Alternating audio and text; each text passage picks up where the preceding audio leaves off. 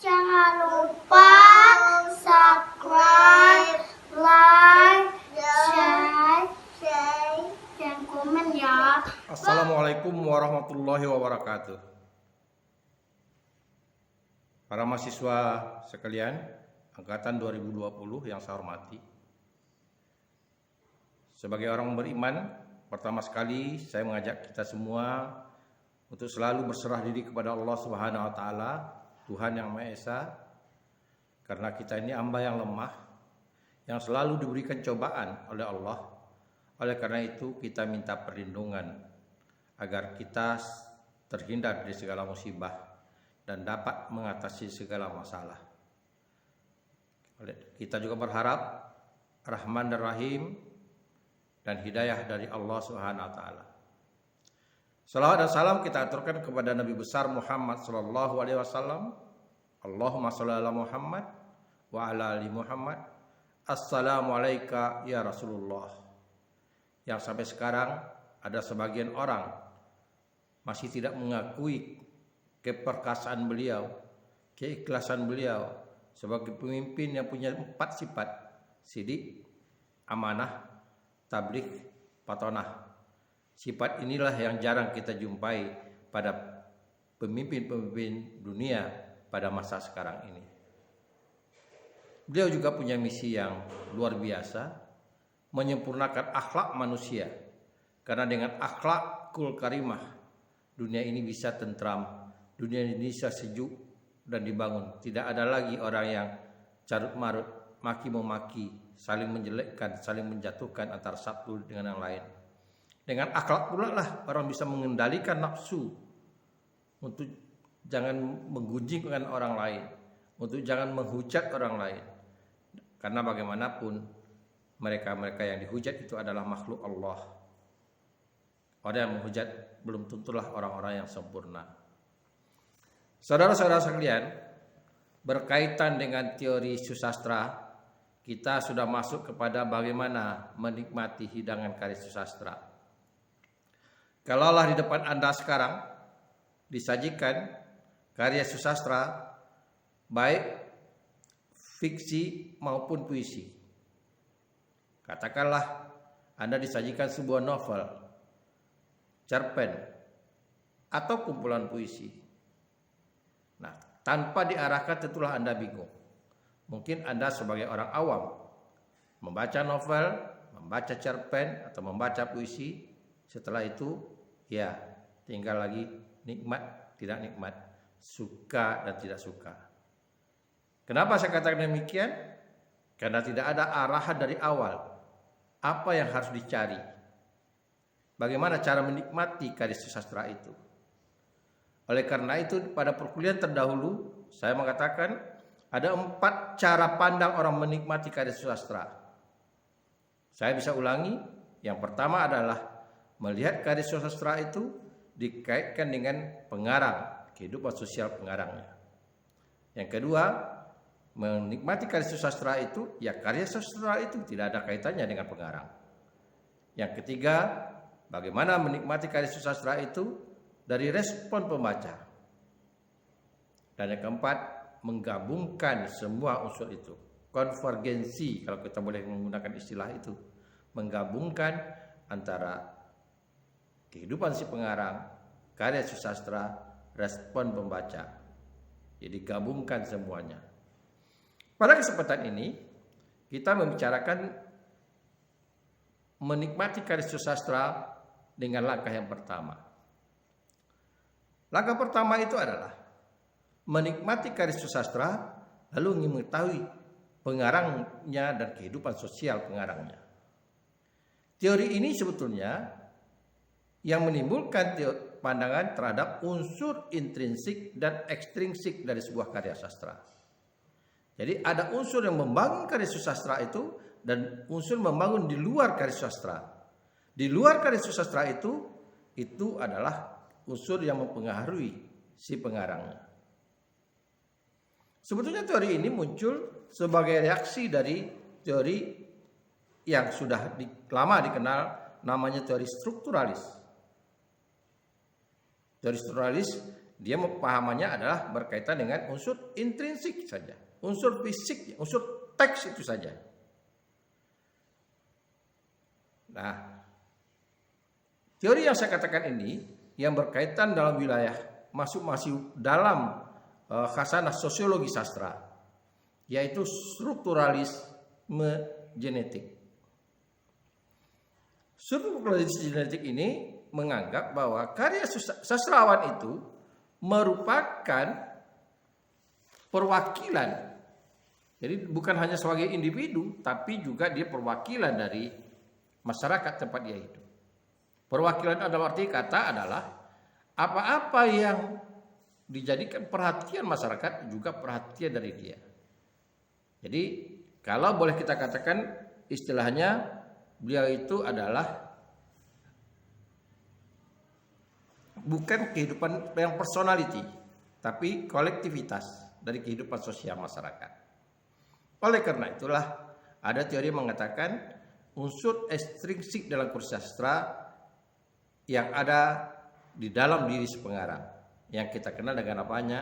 Ideologi, politik, sosial, budaya, ekonomi, pertahanan, keamanan, agama dan kepercayaan. Hal itu bisa saja bahagian dari diri si pengarang atau kondisi sosial ketika pengarang atau sastrawan menulis karya itu. Jadi dua bahagian kehidupan sosial dan pandangan individu yang menyatu, itulah yang mempengaruhi karya sastra. Pengaruh yang bagaimana? Kita beri contoh. Dalam unsur intrinsik pada fiksi kita mengenal ada unsur tema, ada topik, ada amanat, ada gaya bahasa. Nah, ada alur. Semuanya ada setting. Semuanya itu bahagian dari pertimbangan pemilihannya dari si pengarang. Kita ambil satu contoh saja, setting, tempat kejadian. Tempat kejadian. Si pengarang memilih tempat kejadian tentu ada kaitannya dengan peristiwa-peristiwa yang akan terjadi pada tempat kejadian itu. Dia melekat dengan itu, dengan pilihan yang matang. Kita melihat misalnya tokoh Maria sebagai janda tua yang jadi komandannya gelandangan di sebuah perkumpulan gelandangan di Jakarta. Nah, kenapa diambil perkampungan gelandangan di kota metropolis? Tentulah Iwan Simatupang tidak mungkin, walaupun beliau itu berasal dari Tapanuli, tidak mungkin mengambil di Medan. Karena pada masa itu gelandangan yang punya gubuk-gubuk dan menjadi sorotan masyarakat pada waktu itu adalah kehidupan gelandangan di Jakarta. Ini satu contoh pertimbangannya. Lalu pandangan lain Kenapa dia mengambil tema kehidupan sosial?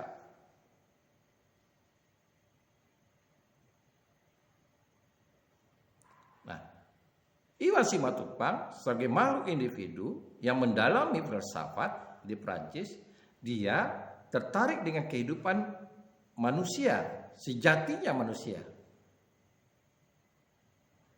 Jadi keberadaan manusia itu yang jadi perhatian dia sebagai makhluk yang individual, sebagai makhluk yang kolektivitas sosial. Ia melepaskan keterikatan budaya pada tokoh-tokohnya. Karena itu dia hidup diamatinya adalah dunia gelandangan. Jadi dia tidak mau terbabit atau terikat dengan satu budaya. Katakanlah misalnya yang dekat dengan sana adalah budaya Betawi atau budaya Sunda.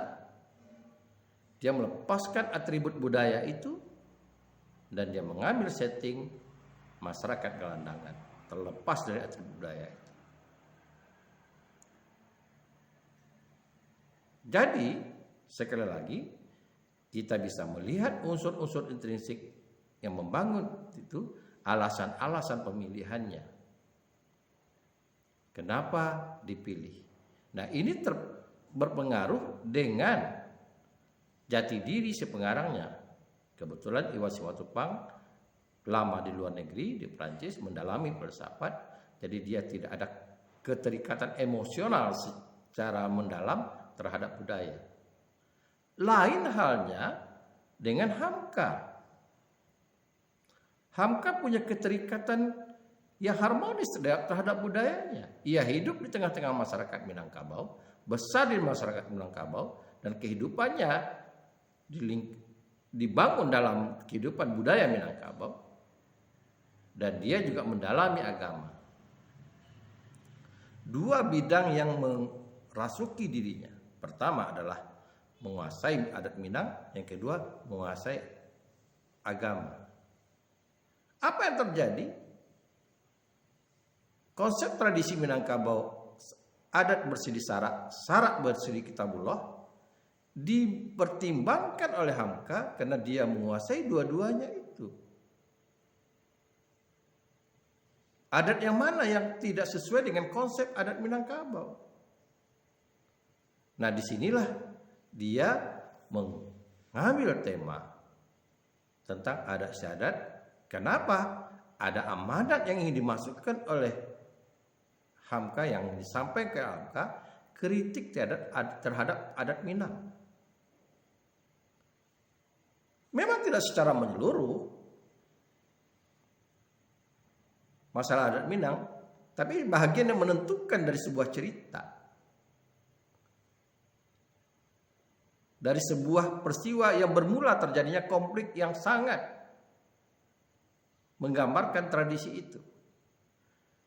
Dengan mula-mula membuka dengan preposisi, Zainuddin ditolak di Makassar, kehadirannya dilihat dari sudut adat patrilineal di Makassar. Kemudian Zainuddin sebagai laki-laki yang jantan, dia ingin mencari jati dirinya. Kenapa saya ini keberadaannya kok ditolak dari adat Makassar? Keberadaannya dari segi adat istiadat Makassar yang patrilineal. Dengan harapan ia bisa kembali ke Minangkabau dan dia bisa diterima. Tapi kenyataannya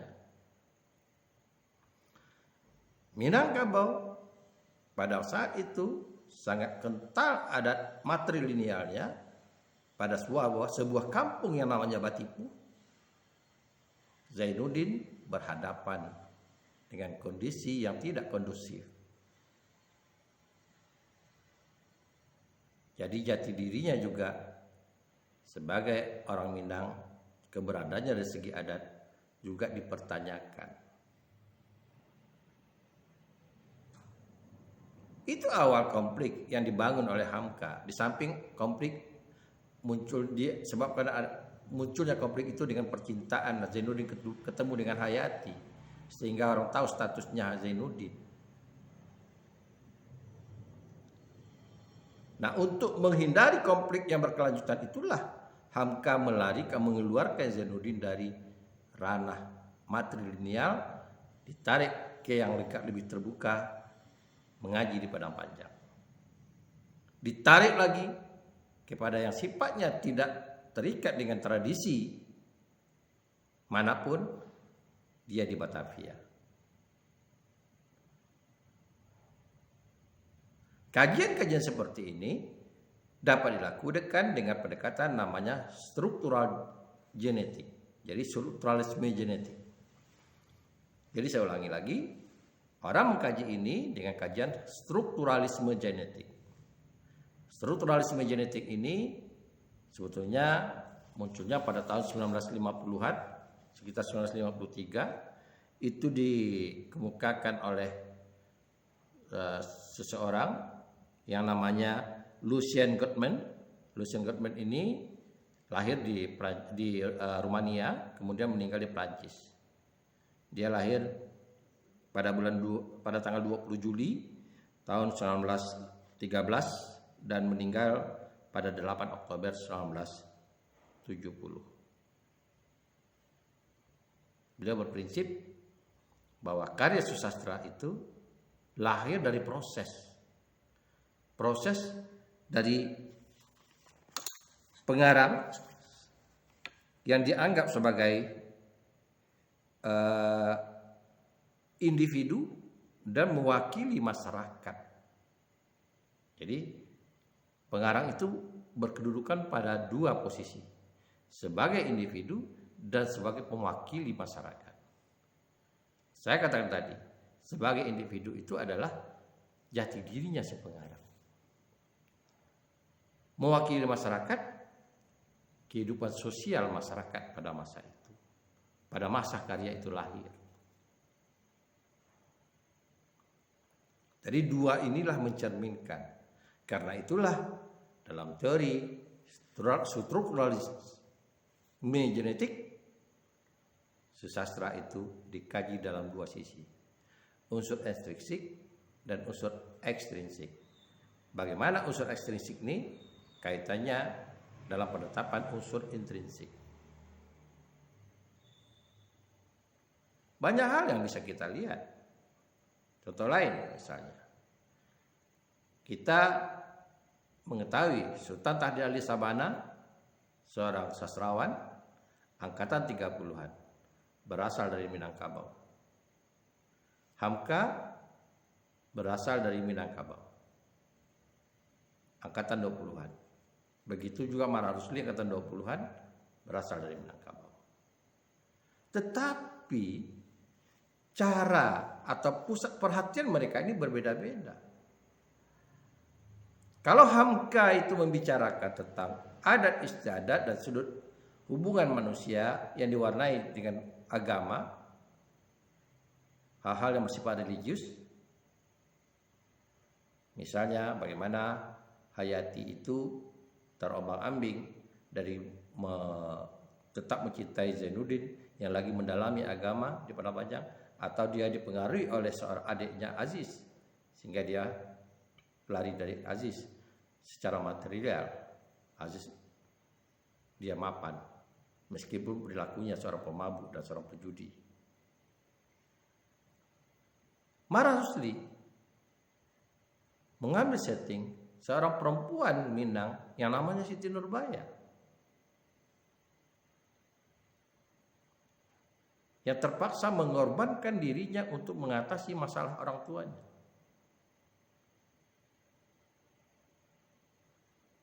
Nah, ini cara pandangnya. Cara pandangnya Mara Rusli dengan cara pandangnya Hamka berbeda.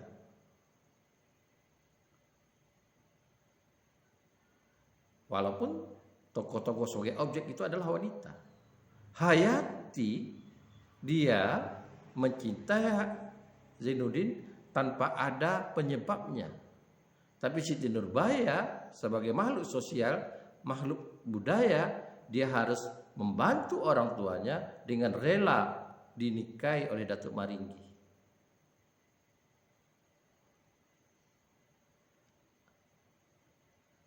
Meskipun settingnya sama-sama di Minang. STA lain lagi. Dia mengambil setinya metropolis. Karena dia sudah punya wawasan terbuka. Yang dilihatnya apa? Bukan kacamata perempuan sebagai kacamata orang Minang. Tapi dia sudah memikirkan pandangan perempuan, melihat perempuan itu dalam kacamata modern, yaitu emansipasi. Kita baca di latar kembang. Bagaimana pandangan tradisional bisa kalah dengan pandangan modern?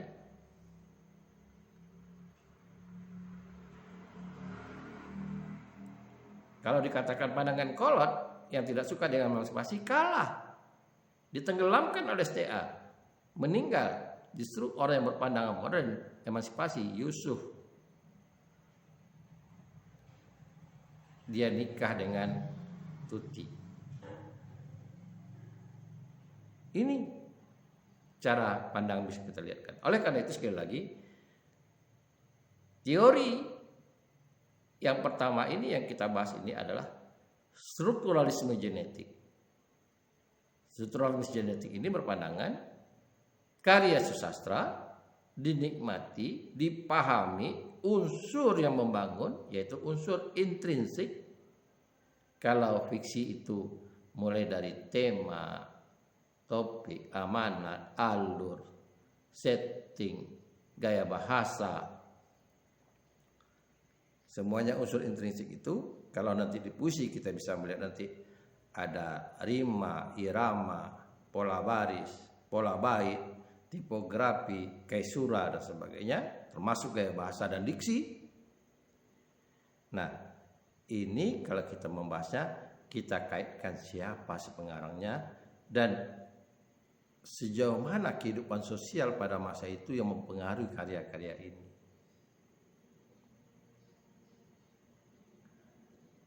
Dalam puisi misalnya, begitu Jepang sangat ketat dengan sastrawan kita, hati-hati sastrawan kalau menulis menyinggung penjajahan Jepang yang 3,5 tahun yang dikatakannya sangat kejam itu.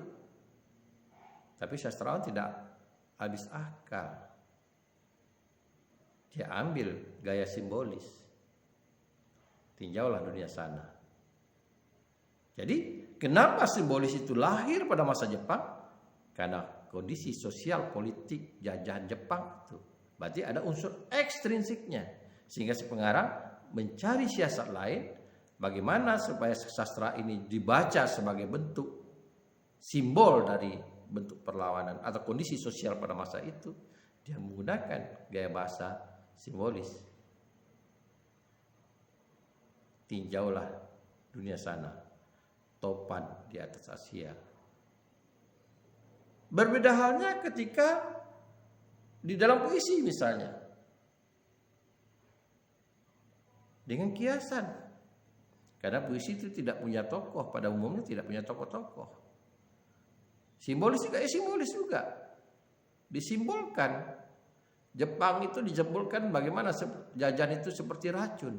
Apa kata Khairil pada puisinya 1993? Racun berada di reguk pertama, menusuk Rabu terasa di dada.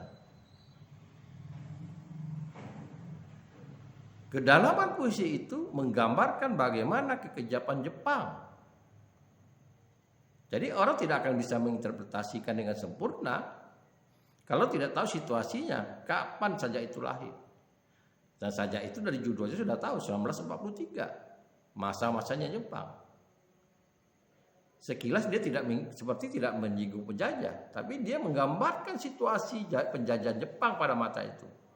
Jadi dengan gambarnya bagaimana racun itu berada di reguk pertama, menusuk Rabu, terasa di dada karena Rabu itu posisinya di dada. Bagaimana rasanya? Ya seperti tenggelam darah dalam nanah. Kalau orang punya penyakit besar, kudisan, kalau dalam bahasa kampungnya tukak, nanah, menguasai dari tukak itu, mendenyut-denyut malam tak bisa tidur. Begitu sakitnya jajahan Jepang itu sebagai simbolisnya. Jadi strukturalisme genetik ini mengajak orang memahami karya sastra itu dan apa penyebabnya karya sastra itu lahir dilihat dari sisi si pengarangnya, pemahaman si pengarangnya, dan kondisi sosial yang mempengaruhi si pengarangnya.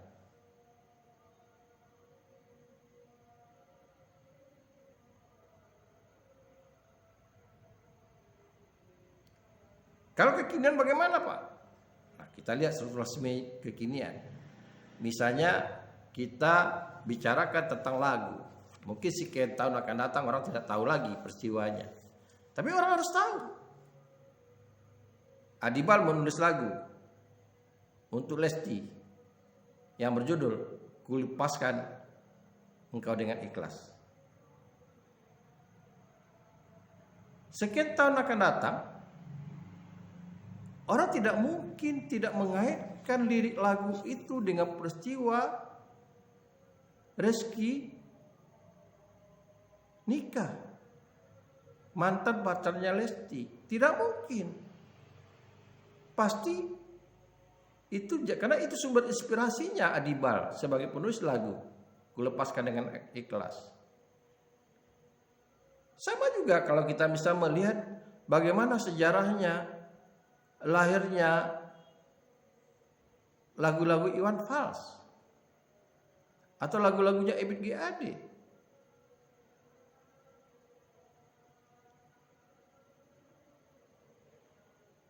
Apa bedanya kalau kita memahami misalnya lagu-lagunya Bimbo aja, kehidupan sosial itu mempengaruhi si pengarangnya atau menjadi perhatian dari si pengarangnya. Kalau individu itu berkaitan dengan keyakinan atau riwayat hidup si pengarangnya, seperti yang saya katakan tadi, bagaimana Hamka sebagai orang yang agamis dan orang-orang yang hidup dalam kehidupan budaya, dua sumber yang mempengaruhi diri dia, cara pandangnya itu yang dilihatnya, kajiannya, sehingga dia mengoreksi adat bersih di syarak bersih di kitabullah. Saya ingatkan, teori tanpa praktek tidak akan pernah kita bisa menguasai teori. Oleh karena itu, teori itu harus dipraktekkan. Sebaliknya, praktek tanpa teori itu akan rusak. Oleh karena itu juga mari dipadu-padankan antara teori strukturalisme genetik dengan prakteknya. Anda memulai melihat karya sastra dengan menggunakan teori struktural genetik. Makasih. Assalamualaikum warahmatullahi wabarakatuh.